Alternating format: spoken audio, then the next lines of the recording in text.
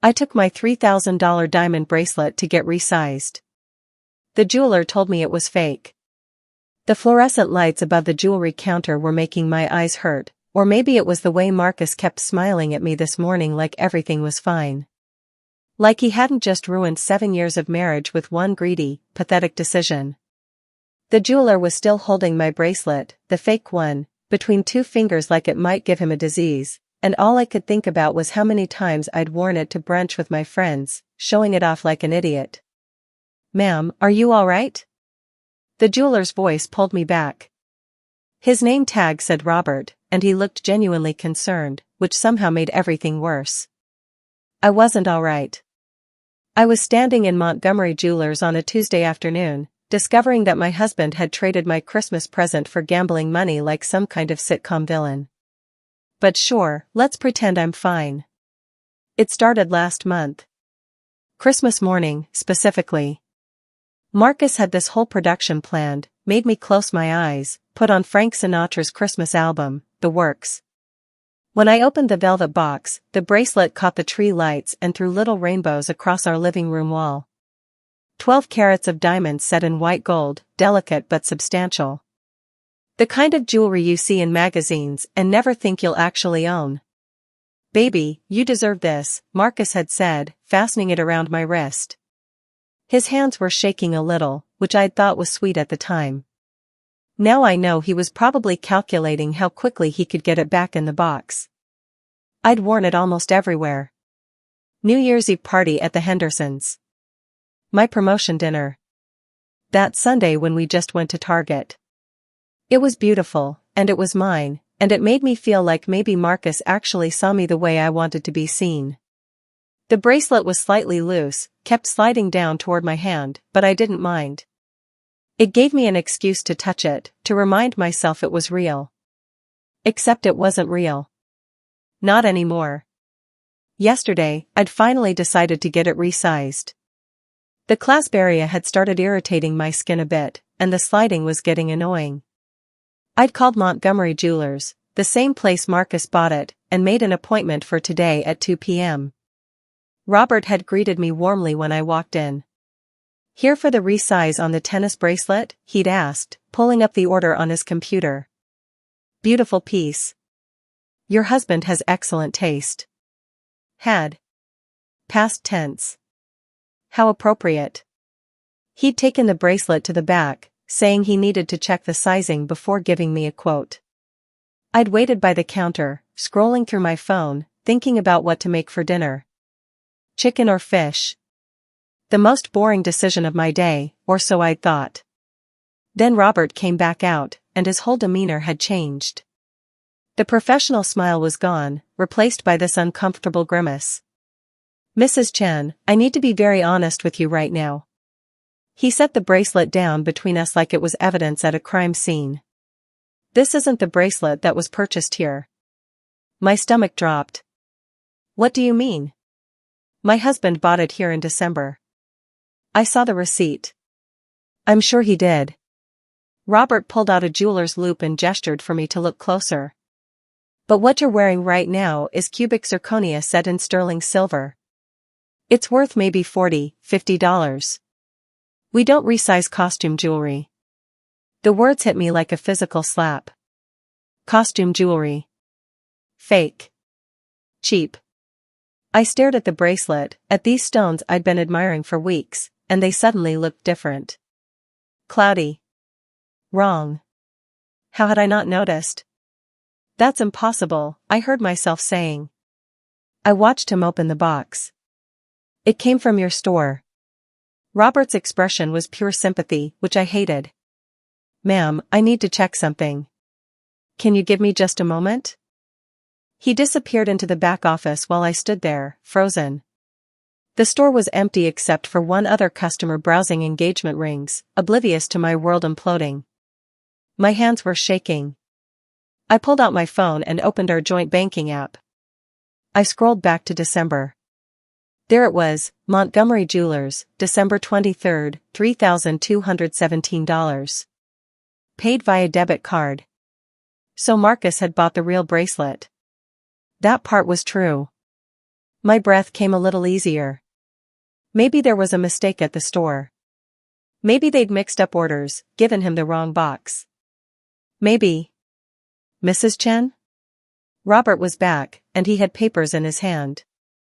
I pulled our transaction records. Your husband did purchase the diamond tennis bracelet on December 23rd. But he returned it on December 26th at 9 a.m. Since it was a debit purchase, the funds were returned to the card immediately. The floor tilted under my feet. That's not possible, I repeated, but my voice sounded far away. He gave it to me on Christmas morning. I didn't wear it on the 26th. I left it on the dresser because we were going to my aunt's house and she gets jealous. My voice trailed off. I remembered that morning perfectly now. Marcus had been so helpful, telling me I shouldn't risk losing it at a crowded family lunch, offering to polish it while I got ready. He must have swapped it then. He must have had the fake one ready and waiting. I looked back down at my banking app. I scrolled to December 26th. Credit, Montgomery Jewelers plus $3,217. Withdrawal, ATM minus Casino Road branch minus 3000.00. Withdrawal, ATM, Casino Road branch minus $200.00. The math was simple, even as my brain tried to reject it. Marcus bought the real bracelet. Gave it to me Christmas morning. Waited exactly one day, swapped it for a cheap knockoff while I was in the shower, and returned the real one the second the store opened. Then he drained the refunded cash from our account before I ever looked at the balance. I grabbed the counter to steady myself. Can you print those transaction records for me? Of course. Robert's fingers flew across the keyboard. The printer hummed, and he handed me 2 pieces of paper. Purchase receipt. Return receipt. Both with Marcus's signature. Black ink proof of his betrayal. I took the fake bracelet and shoved it in my purse, along with the papers. Thank you for your honesty. Ma'am, I'm really sorry about this situation. Robert looked like he wanted to say more, but what was there to say? My husband had scammed me like I was some mark on the street. The drive home was a blur. I kept checking the rearview mirror, half expecting to see a different person looking back at me. Someone stupider. Someone who deserved this. But it was just me, same brown eyes, same face, just with new information burning through my skull. I pulled into our driveway at 3:15 p.m. Marcus's car was there. I sat in my car for 5 minutes, trying to figure out what to say. In the end, I just walked in and found him on the couch, watching basketball highlights on his phone. Hey babe, he said without looking up. How'd the resize go? The casual tone. The easy lie. Like he hadn't been sitting here all day, knowing what would happen when I took that bracelet in. It went great, I said, my voice surprisingly steady. Learned something really interesting, actually. That got his attention. He looked up, and I watched his face carefully. Looking for the tells I'd apparently missed for weeks. Yeah? What's that? I pulled the bracelet out of my purse and thrown it at him. It bounced off his chest and landed in his lap. That my husband thinks I'm stupid enough to not notice fake diamonds. The color drained from Marcus's face so fast I almost felt bad for him. Almost. His mouth opened, closed, opened again like a dying fish. What are you talking about? The jeweler told me it's cubic zirconia and silver. $40 costume jewelry, Marcus. I threw the receipts at him next. They fluttered through the air and landed on the coffee table. But you already knew that, didn't you? Since you returned the real one on December 26th and withdrew the cash 5 minutes later. He picked up the receipts with trembling hands. When he looked back at me, I saw something I'd never seen before in 7 years of marriage, genuine fear. Claire, I can explain. You swapped my Christmas present for a fake and stole $3,000 from our account. My voice was rising now, all that careful control evaporating. What explanation makes that okay? I was going to pay it back. He stood up, hands raised. I swear to God, Claire, I was going to replace it before you noticed. It was just temporary. Temporary. The word tasted like poison. By lying to my face every single day for 3 weeks. Where's the money, Marcus? His silence was answer enough. He sank back onto the couch, head in his hands. I had a debt. Those 4 words. That's all it took for everything else to click into place. The weird phone calls. The night in November when he'd come home at 2 a.m. claiming he'd been at Dave's house. Gambling? I asked, even though I already knew. Marcus nodded, still not looking at me. I got in over my head. Sports betting. I thought I could win it back, but it just kept getting worse, and they were starting to make threats. So you stole my Christmas present to pay off loan sharks. Not loan sharks, just guys from the app. I don't care who they were. You lied to me. How much? I demanded. How much what? How much did you owe them? How much was my humiliation worth? Marcus's voice dropped to barely a whisper. 3,600. I laughed. Actually laughed, this harsh bark of sound that didn't belong to me. The refund was 3,200. You pawned off your wife's Christmas present and you were still $400 short.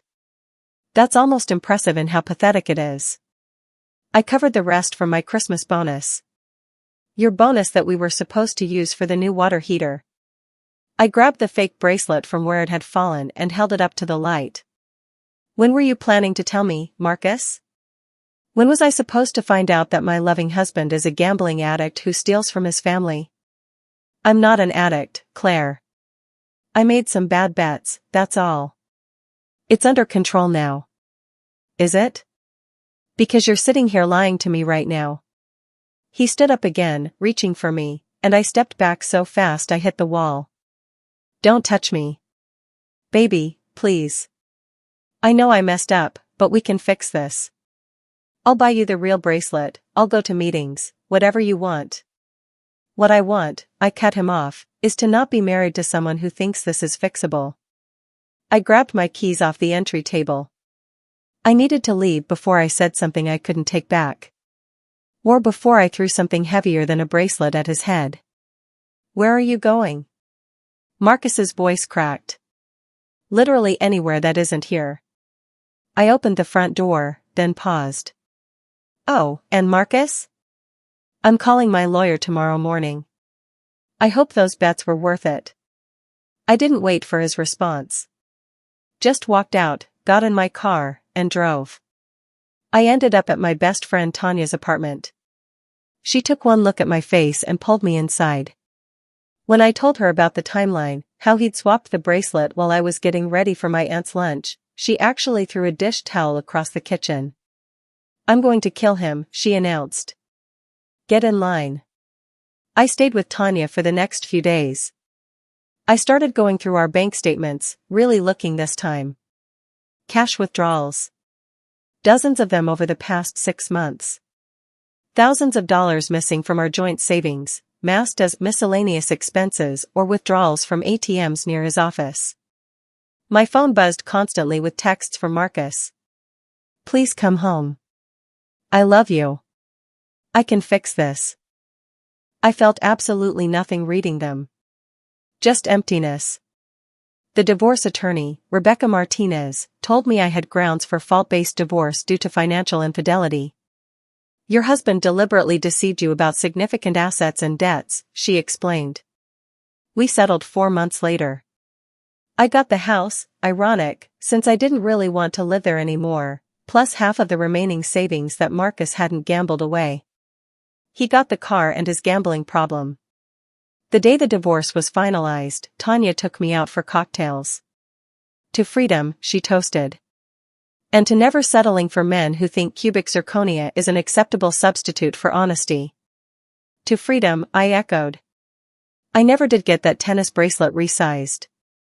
The real one is probably on someone else's wrist by now, bought from the display case at Montgomery Jewelers.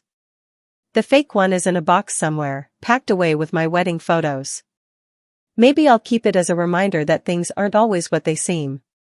That sometimes, the people who are supposed to protect your heart are the ones calculating how much they can get for it. Am I the villain for throwing away 7 years over a bracelet? Or did my husband get exactly what he deserved when he bet our marriage on a hand he was always going to lose? If you have made it this far and want to see more videos like this, then kindly subscribe and turn on notifications so you may never miss another story like this.